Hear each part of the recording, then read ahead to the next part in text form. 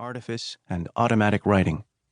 Bowles tells us in his autobiography that he wrote his first poems for submission to a literary magazine in his last year of high school without conscious intervention, and then informs us, "These poems I sent out to Transition 40, Rue Faber, Paris, certain that nothing in the presentation of my manuscripts betrayed the shameful fact that I was a high school student.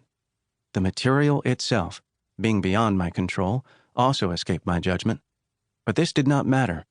The important thing as far as I was concerned was that no one seeing it would guess that I was only 16. André Gide's The Vatican Swindle and The Counterfeiters made lasting impressions on young Paul Bowles.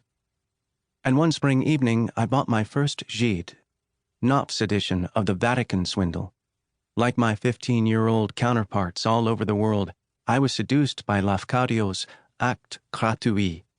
In fact, Bowles chose to review The Counterfeiters for his high school magazine, The Oracle. A boy of 16 leaves his home clandestinely to wander the streets of Paris.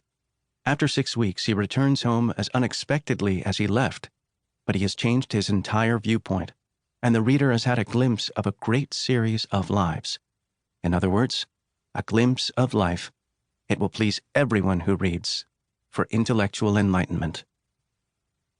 There are connections between Bowles's close reading of these two works and the artifice he employed while writing his letter to the editors of Transition, disguising his youth from them.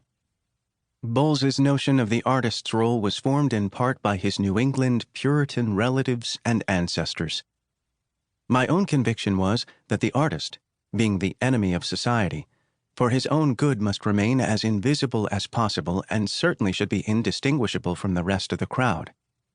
Somewhere in the back of my mind there was the assumption that art and crime were indissolubly linked. The greater the art, the more drastic the punishment for it.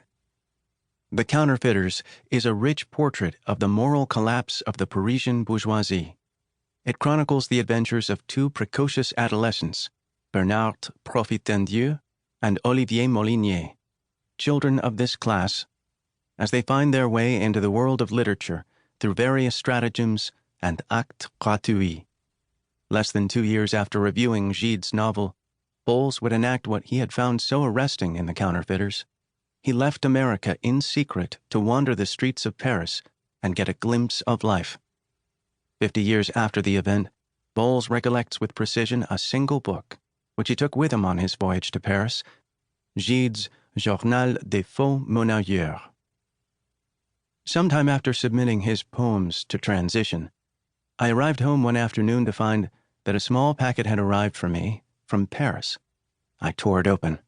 It was a copy of Transition 12, with my name among those on the cover. I had imagined the moment so many times that the reality was almost like a déjà vu. I jumped into the air and let out a shout of triumph.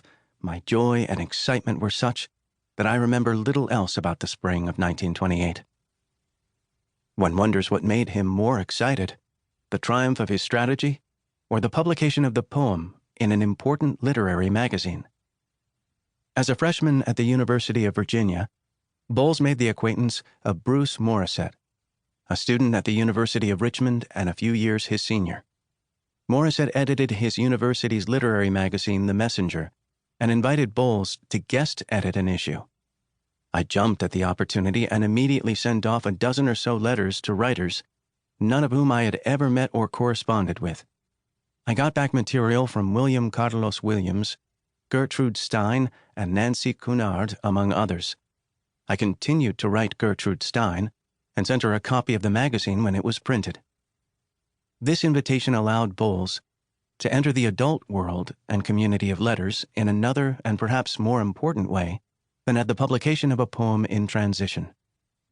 The Messenger gave him a legitimate reason for contacting those writers whom he considered important. Many responded with contributions, and friendships were begun. Bowles began the process of self-definition by the expression of his literary tastes. While in Paris for the first time, I went all the way to the Rue Faber, where Transition had its offices, climbed upstairs, and stood outside the door for a while. Then I decided that it would be absurd for me to go in and announce myself. No one could be in the least interested. Bowles was just 18.